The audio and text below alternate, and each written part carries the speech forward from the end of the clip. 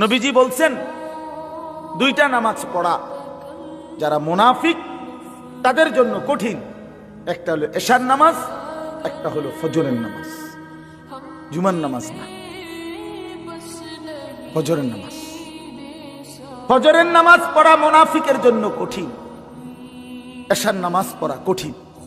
এজন্য হযরত বলে মুমিন ফজরের নামাজ ছাড়তেই পারে না, মুনাফিক ফজরের নামাজ পড়তেই পারে না। বুঝছেননি বাংলা কথাটা? মুমিন মুসলমান ফজর ছাড়তে পারে না, মুনাফিক ফজর পড়তে পারে না। এজন্য প্রিয় বন্ধু মনে রাখেন, শুক্রবারে জুমার নামাজ পড়তে আইসা আপনি কেন আসেন? আপনি বুঝাইতে চান যে আপনি মুসলমান? সারা সপ্তাহ এক ওয়াক্ত নামাজ পড়েন না, শুক্রবারে আপনি বুঝাইতে আইসেন মসজিদে আপনি মুসলমান। কিত্তেন আইসেন?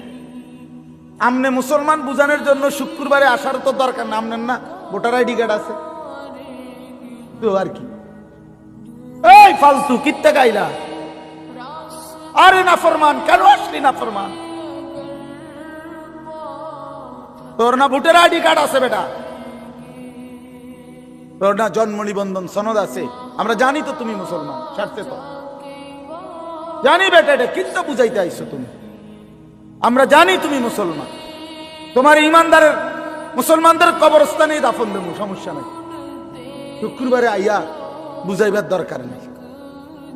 আর যদি কেউ বলেন না হুজুর আমি আমনে করে বুঝানোর লাগে আসি নাই, শুক্রবারে আল্লাহর হুকুমের জন্য আসছি, তাহলে আল্লাহর হুকুম আসরের নামাজে আসেন না কেন?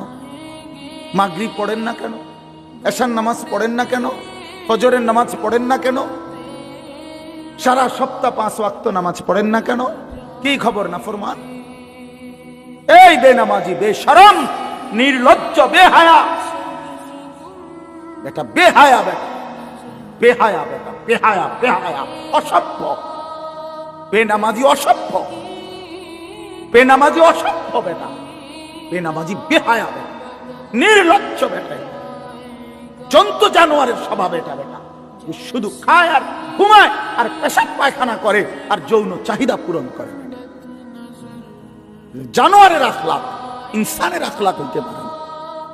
ইনসান তো আল্লাহ বানাইছে গোলামির জন্য, ইনসান তো আল্লাহ তাআলা বানাইছেন সেজদার জন্য।